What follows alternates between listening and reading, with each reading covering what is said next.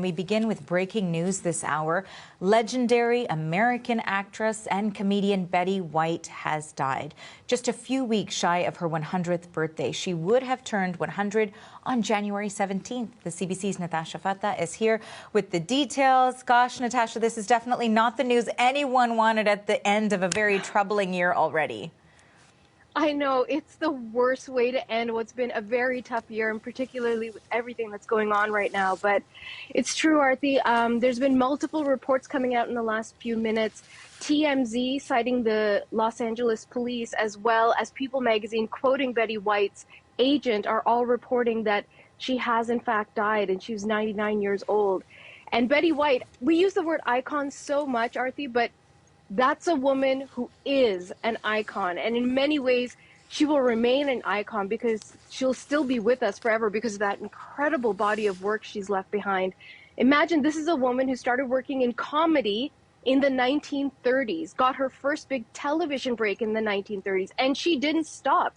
She was still working right up until the end. So you're talking about 8 decades of entertaining us, making us think, moving us, challenging us with some of those roles. And I want to talk about 2 roles in particular that really defined Betty White's career. In the 1980s and 1990s, most of us might remember her as Rose Nylund, this sort of doughy-eyed, very sweet, naive grandma who lived in Miami on the show The Golden Girls. And this was Sex and the City before there was Sex and the City. And you know, I just re-watched it. I binged all the seasons this year, and it still holds up.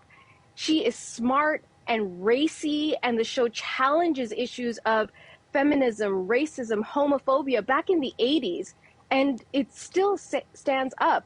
But you can tell that she was challenging even before that, because in the 1970s, she won a series of awards for her work on the Mary Tyler Moore Show, where she played a very different kind of character, sort of this sex-addicted dominatrix type of character where she would flirt with men very inappropriately in the newsroom.